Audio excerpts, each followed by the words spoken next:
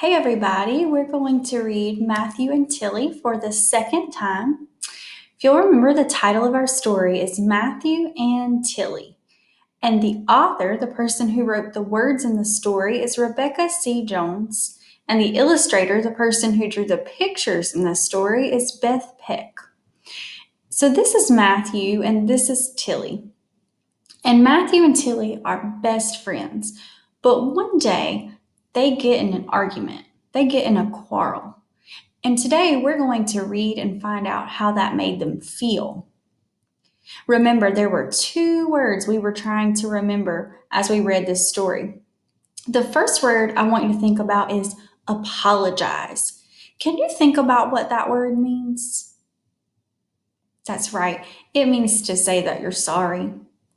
The other word that we were going to try to keep in our brain was quarrel. Do you remember what that means?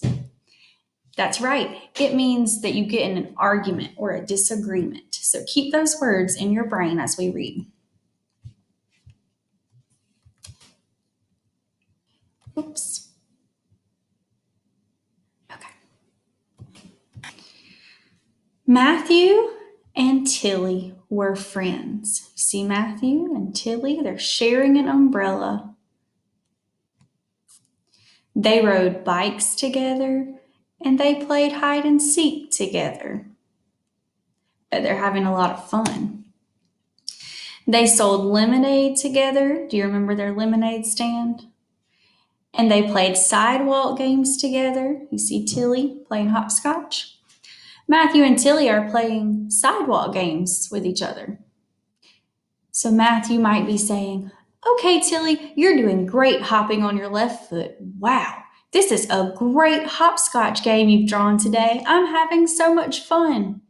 And Tilly may be saying, "I can do it, Matthew. Look, I turned around without putting my right foot down. Playing together is the best." So I bet they're feeling very proud of each of themselves. Tilly's doing a really great job of playing the game. Matthew's complimenting her on how well she drew the game for them. They're really getting along, and it looks like they're just very pleased and having a good time. Sometimes they ate ice cream cones together. Do you see them sitting on the stools enjoying their ice cream? Ice cream sounds good. Once they even rescued, that means to save someone or something from danger, a lady's kitten from a tree together. You remember this? See Matthew handing Tilly the little white kitten. The lady gave them money for the bubblegum machines. See the bubblegum machines? So later they chewed gum together and remembered how brave they had been. They were not scared or afraid. So Matthew and Tilly are reminiscing about rescuing the lady's kitten. Tilly says, "Remember when the kitten was stuck in the tree and I held the ladder for you?" And Matthew says, "Yes, and how I climbed the ladder? Wow, we were both so brave. That was a tall tree, but because you helped me, we were able to get the kitten from the tree safely."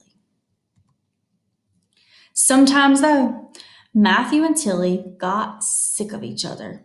That means they were bothering each other. They were tired of being around each other.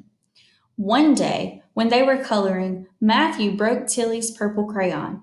He didn't mean to, but he did.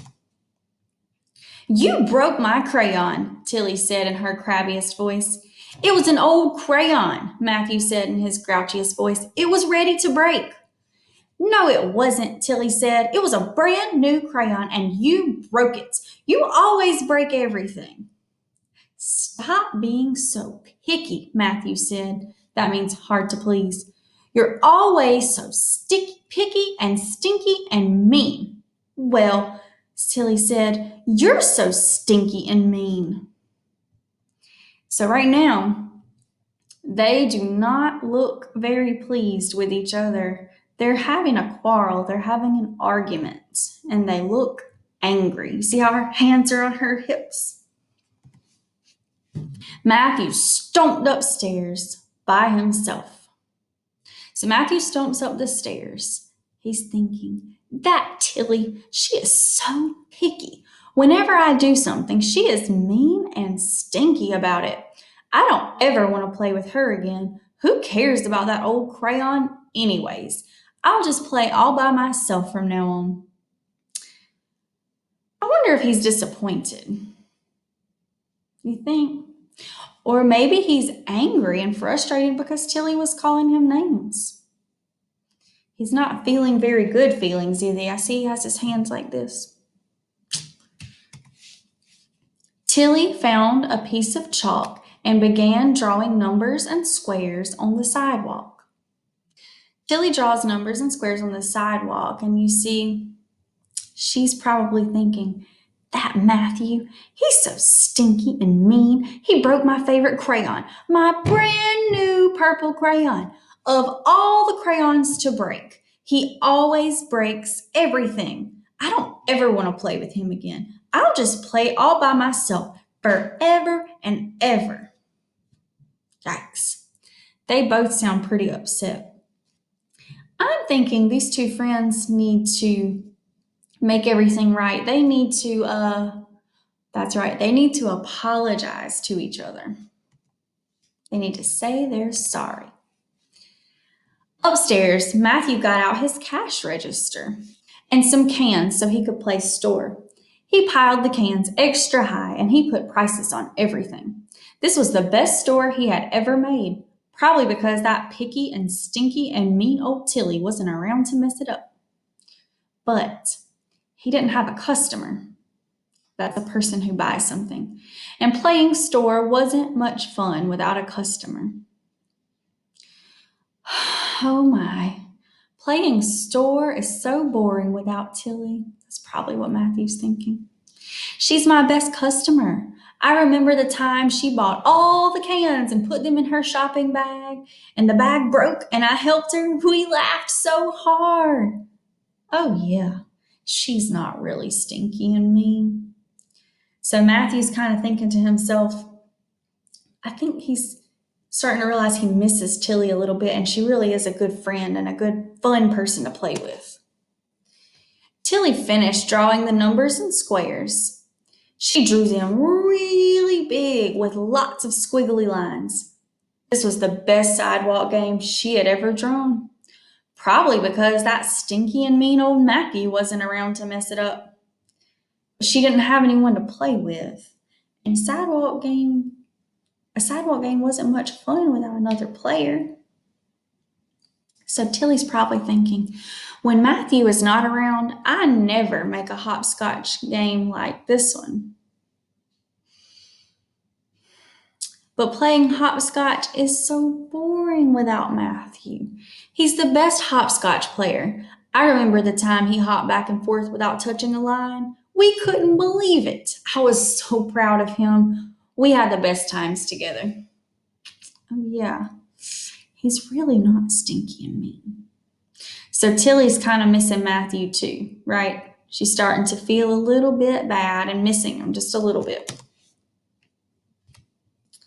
Matthew looked out the window and wondered, means he was thinking something in his mind, what Tilly was doing. Tilly looked up at Matthew's window and wondered what he was doing. She smiled just a little. That was enough for Matthew. I'm sorry, he called. So am I, said Tilly.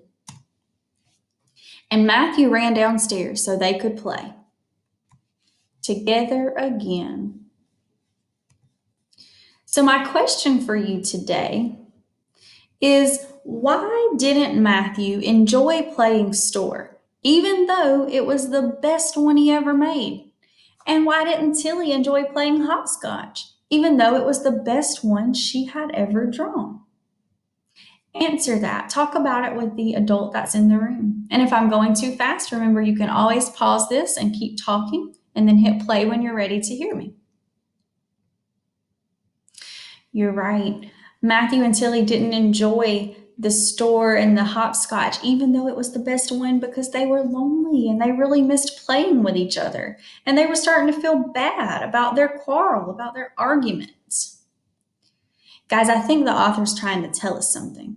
The author's trying to tell us that friends don't always get along, but true friends forgive each other and resolve their differences. Back into the very beginning. Look at them, Matthew and Tilly. See you next time.